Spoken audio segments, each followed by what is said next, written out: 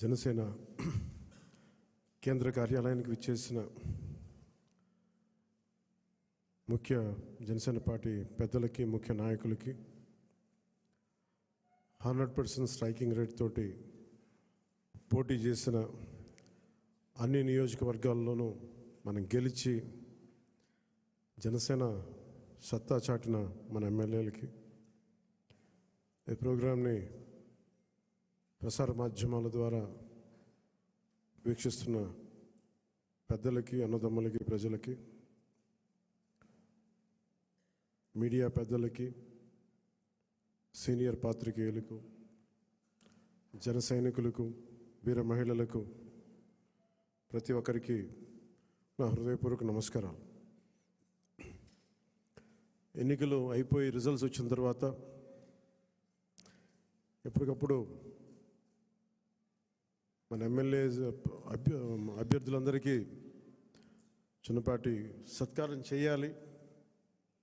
ప్రజలు ఇచ్చిన సత్కారం కంటే పెద్దది కాదు ఇది. కాకపోతే నాకు చెయ్యాలి అని ఒక చిన్న కోరిక ఈరోజు చాలా రోజుల తర్వాత నెరవేరింది. మనం చేసింది మొన్న బాంబేకి వెళ్ళి మన మ్యారేజ్కి వెళ్తే, అంబానీ గారి ఇంట్లో పెళ్ళికి వెళ్తే అందరూ కూడా మాట్లాడుతుంది, ఈ 100% పోటీ చేసిన ప్రతి సీటు మీరు ఎలా గెలిచారు. భారతదేశపు రాజకీయ చరిత్రలో ఇప్పుడు దాకా జరగలేదు. ఇది ఒక కేస్ స్టడీ అయిపోయింది చాలామందికి. చాలా పటిష్టమైన, ఉన్నతమైన పొలిటికల్ ఇన్స్టిట్యూషన్స్కి వీటన్నిటికీ ఒక స్టడీ మెటీరియల్ అయిపోయింది, ఎలా సాధ్యపడింది అనేది. నేను ఇదే వేదిక పైన ఈరోజు ఒకప్పుడు ఈ వేదిక చాలా పెద్దగా అనిపించేది నాకు. మన సైజు పెరగటం వల్ల, పార్టీ సైజు పెరగటం వల్ల ఈరోజు ఈ వేదిక చాలా చిన్నది అయిపోయింది. ఇదివరకు ఇదే హాల్ చాలా పెద్దగా అనిపించేది నాకు. అంటే ఎక్కువ జనం ఉండేవాళ్ళు ఆ రోజున. యాక్చువల్గా కిటకిట్లు ఆడిపోయేది, చాలా పెద్దగా అనిపించింది. కానీ ఈరోజు తక్కువ మంది ఉన్నా కానీ ఇంత చిన్నగా ఉందంటే ఆఫీస్ అనిపించింది. అంటే నాకు అనిపించింది ఏంటంటే, మనకు సాధించిన విజయం ఈ ఆఫీస్ కూడా సరిపోవట్లేదు. ఇది ప్రత్యేకంగా మనం సాధించిన విజయం చాలా గొప్ప విజయం. అది ఇదే మనం దెబ్బతిన్న మన పరాజయం కానీ, మనం తిన్న దెబ్బలు కానీ ఇంకెవరన్నా తగిలిండుంటే కనీసం ఒక పక్షం రోజులు కూడా నడిపేవారా అని అనిపిస్తుంది. మీరు చూశారు, ఒక రాష్ట్రానికి ముఖ్యమంత్రిగా చేసిన వ్యక్తి ఓడిపోగానే అసెంబ్లీలు కూడా లేకుండా వెళ్ళిపోయారు. అంటే ఓటమి అంత భయపడుతుంది మనిషిని. అలాంటిది మనకి ఇంత జనబలం ఉండి ఒక్క సీటు కూడా గెలుచుకోలేని పరిస్థితుల్లో ఏదో ఒకటి వస్తే ఆ వ్యక్తిని వాళ్ళు తీసుకెళ్ళిపోయి, అలాంటి పార్టీకి 100% మనం స్ట్రైకింగ్ రేట్తో కొట్టడం చాలా చాలా అద్భుతమైన విషయం. 21 ఒకలా చూస్తే పెద్ద నెంబర్ కాకపోవచ్చు 175లో, కానీ 175 ఈ రోజున 164 గెలవడానికి మనం తీసుకున్న ఈ 21 ఒక వెన్నెముగ్గా అయిపోయింది ఈ కూటమి విజయానికి. ఇది మామూలు విజయం కాదు. ఇది బయట మనం సభల్లో ఎక్కువ మనం ఊదరగొట్టుకోలేం, కానీ ఒకసారి మనం సాధించిన విజయం కూడా చెప్పడం చాలా అవసరం. ఇది నా వ్యక్తిగతంగా నేను చాలా సందర్భాలు, కొన్ని సినిమాల్లో ఏదైనా చేసినా కానీ, నేను పెద్ద మాట్లాడిన కానీ, ఇది ప్రజలకు సంబంధించిన విజయం కాబట్టి, ఒక మార్పు కోరుకుంటే కోట్లాది మంది ప్రజల రోడ్ల మీదకి వస్తారు. మనం చూసాం ఎంత నలిగిపోయామో మనందరం. ఇందాక పెద్దలు మనోహర్ గారు చెప్తున్నట్టుగా రోడ్డు మీదకి రావాలంటే భయపడిన సంవత్సరాలు అవన్నీ. ఒక పోస్ట్ పెట్టాలంటే భయం అందరికీ. ఏదైనా ఒక అభిప్రాయం చెప్పాలంటే భయం.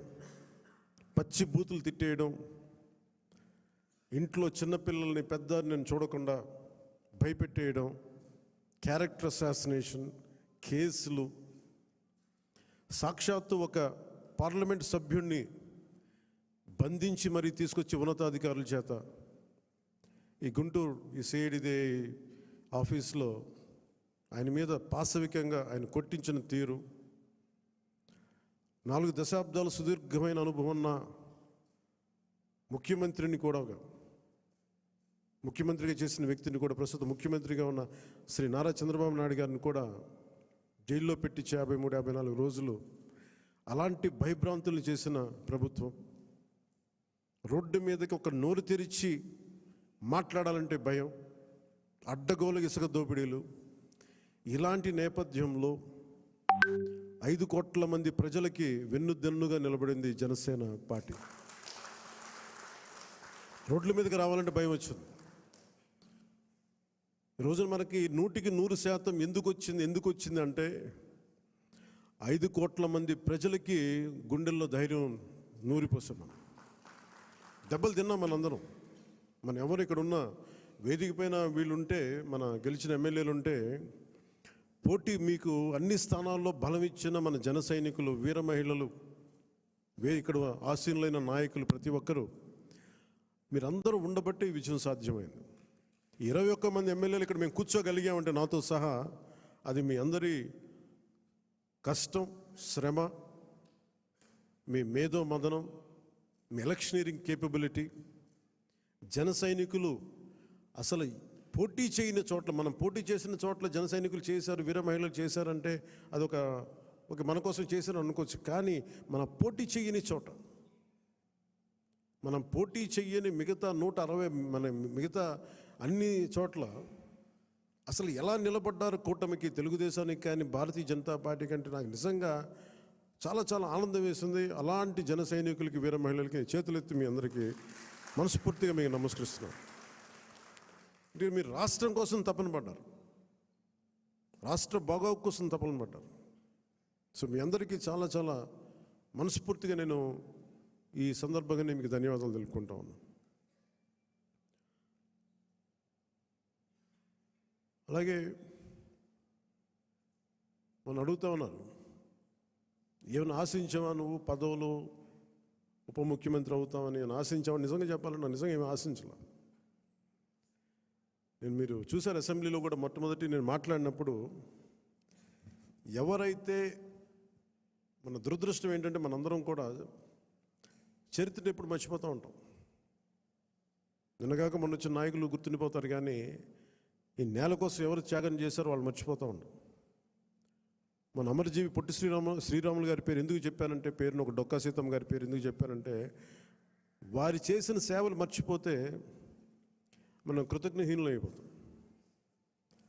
అందుకే నాకు ప్రత్యేకించి వారి ప్రేరణతో వచ్చిన వాడిని, ఒక వ్యక్తి మన కోసం ఎందుకు త్యాగం చేయాలి, అలాంటి ప్రేరణతో వచ్చాను. అందుకే నేను పదవులు ఏమి ఆశించలేదు. అలాంటి పదవులు ఆశించిన వాడిని నాకు వచ్చి నేనేమి ఎవరిని పదవి అడగలేదు, ఏమి చేయలేదు. మీరు చూస్తే నేను ఎక్కడ కూడా ఎలక్షన్ టైంలో నేను ఉప ముఖ్యమంత్రి అవుతానని కానీ అసలు ఏమీ నేను మాట్లాడలేదు, దాని గురించి చెప్పలే. పదవులు ఉన్నా లేకపోయినా పని చేద్దాం, ప్రజల కోసం పనిచేద్దాం, నిలబడదాం, ఈ తప్ప వేరే ఆలోచన లేదు.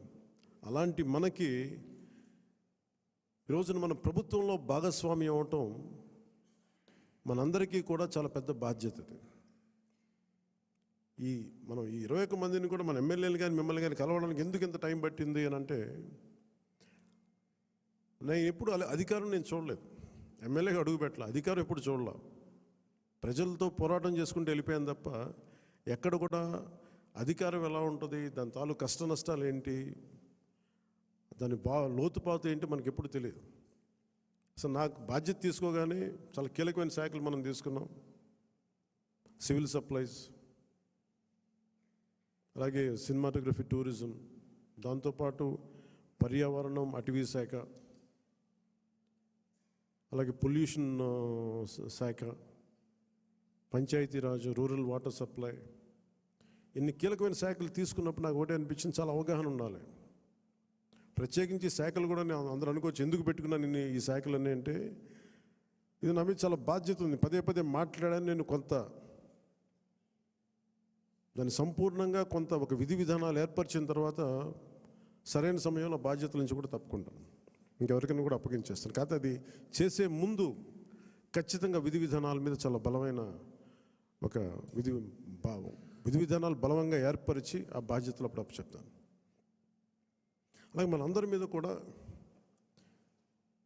5 సంవత్సరాల కాలం గిరుని తిరిగిపోతుంది, ఎక్కువ సమయం పట్టదు.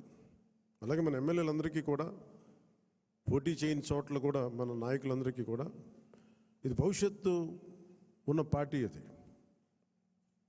మరి ఎంత బలంగా మనం చేయకపోతే దేశం మొత్తం మన వైపు చూసేలా చేసింది.